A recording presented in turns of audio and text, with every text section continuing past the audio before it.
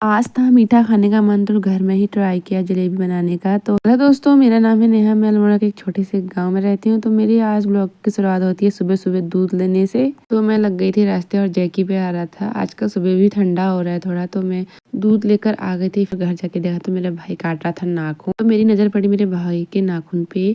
तो इसने अपने नाखून ऐसा काटा हुआ था जैसे कि चूहे ने इसका नाखून पूरा खाया होगा। इस तरह इसने काटा था और ये दिखा नहीं रहा था। तो मैंने लड़की की हेल्प ली, मैंने बोला इसको पकड़।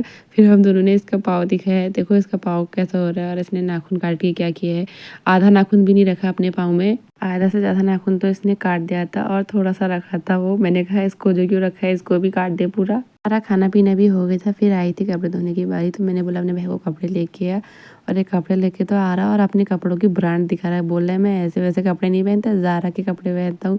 चलो कोई बात नहीं, नकली ही सही बट हम पहनते तो ज़ारा के ही कपड़े हैं। तो कोई बात नहीं, हम ज़ारा के कपड़े नहीं ले सकते पर उसका डुप्लीकेट माल तो ज़रूर ले सकते हैं। उसके बाद मेरी अम्मा आ गई थी नहा धो के।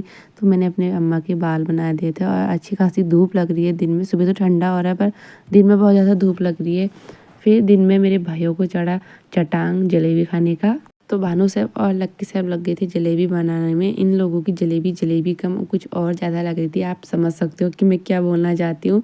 कभी इनकी जलेबी मोटी हो जाने वाली हुई, कभी इनकी जलेबी पतली हो जाती। जलेबी खाने के बाद मैं और मम्मी चले गई थी मिट्टी खोदने, लाल मिट्टी खोदने, जिससे हम की लिपाई करते हैं। सोच रहे थे कि हम दो लोग अकेले हैं पर यहाँ हमको साथ मिल गया था चाची के, और उनकी बेटी आई थी मानसी। तो हम लग गए थे यहाँ खोदने में मिट्टी। मम्मी खोद रही थी और हम सब पत्थर ढूंढ रहे थे। फिर मन्नू भी आ गई थी हमारे पीछे पीछे। तो मन्नू भी लग गई थी हमारे साथ पत्थर उठाने में। मिट्टी खोदते खोदते हमारी कुदाल का तो मुंह की टेढ़ा हो गया था, इसका मुंह आगे से पिचक गया था। तो फिर मैंने इसको थोड़ा ठीक किया। जैसे ही एक कुदाल को ठीक किया फिर दूसरी कुदाल भी हो गई थी वैसे ही टेढ़ी। फिर दोनों को सही किया। मेरा काम था इनका मुंह ठीक करने का। और मिट्टी खोदते खोदते इंटरेस्टिंग बात तो ये आई कि बच्चों को याद आ रही थी पायल मलिक और अरमान मलिक की, और उनके बेटे चीकू की। चीकू को ये याद कर रहे थे बहुत ज़्यादा। उसके बाद हमारी मिट्टी खोद गई थी। इनकी बातें सुनते सुनते पता भी नहीं लगा। फिर हम चले गए थे घर को। और आज मम्मी की भिटोली भी आई हुई थी। तो हम लग गए थे शाम के टाइम में भिटोली बांटने में। मैंने अपने भाइयों को भेजा। इन दोनों को भेजना थोड़ा रिस्क भी है क्योंकि ये बांटने से ज़्यादा खा भी सकते हैं, पर कोई बात नहीं, इन्हीं को भेजा क्योंकि मुझे बनानी थी सब्जी।